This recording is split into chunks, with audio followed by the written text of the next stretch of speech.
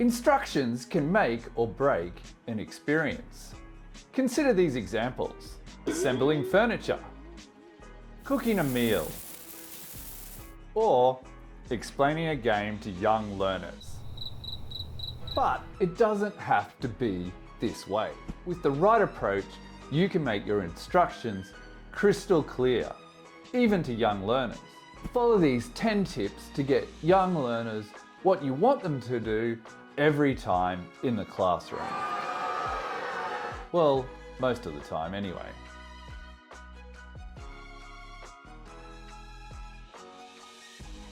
Hi, I'm Damien Herlihy and I'm a vlogger at Pavilion ELT. This is season 5, and in this season we're focusing on Pavilion's ETpedia series. This series covers a variety of topics across a range of teaching contexts. Each book follows a unique format of lists, including top 10 tips, ideas, questions, activities, and resources. For this episode, I've read ETpedia Young Learners, and I'll be concentrating on how to give effective instructions to those young students. At my school, I put a real emphasis on delivering effective instructions. I see instruction giving as a meta skill. Basically, if you get good at instructions, all that will cascade across all the levels you teach across your career. Watch on to avoid chaos and confusion in your instructions. Tip 1. Particularly early on in your career, it's a good idea to plan your constructions, because at that stage you haven't really internalized a good routine for delivering high quality instructions. So just putting a little bit more extra effort in the planning stage will result in your activities being a lot more successful. Keep your instructions short, simple, and to the point.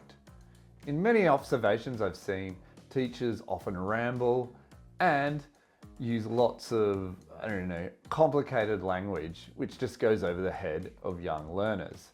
So always be thinking, what's the shortest possible way I can convey this message to my students? In the young learner classroom, you're always trying to create a positive environment. This includes instructions as well. So don't frame it with what you don't want them to do, frame it what you want them to do. So for example, you don't say, don't shout, you say, speak quietly. Including sequences in your instructions is very important.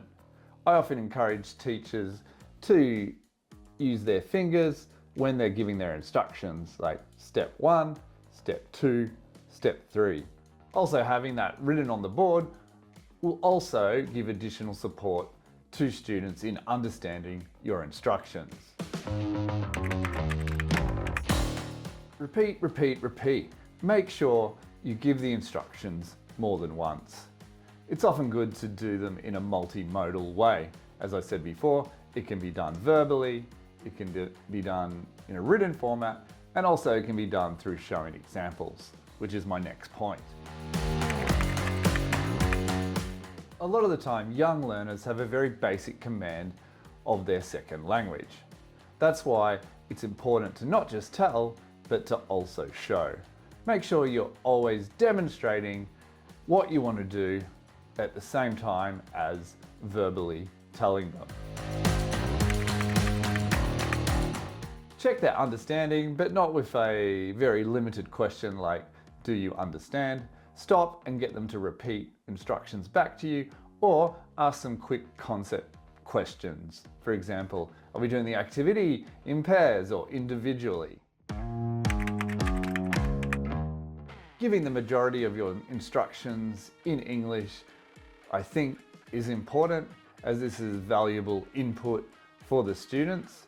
However, I provide one caveat. I think at my school we have Thai assistants, and sometimes with the very, very young learners, like, 3 to 5 year olds, we often give them the instructions in English, go through, show them what to do, and then on occasions we'll give some quick concept questions in their first language to make sure that they understand what they're about to do.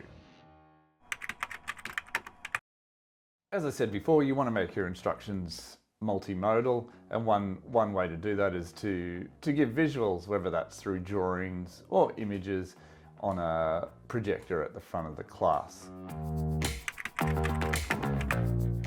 Don't bombard students with long lists of instructions. If you can, break your instructions into different sections. So as they complete one section, you can then deliver the next part of your instructions. So that's a sample from the book ETpedia Young Learners.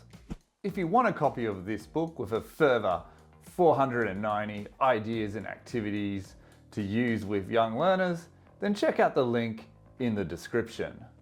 Now I'd love to hear from you. Do you have an instruction giving routine in your lessons? If you like this video, please give it a thumbs up and subscribe to the channel for more videos about teaching activities and ideas.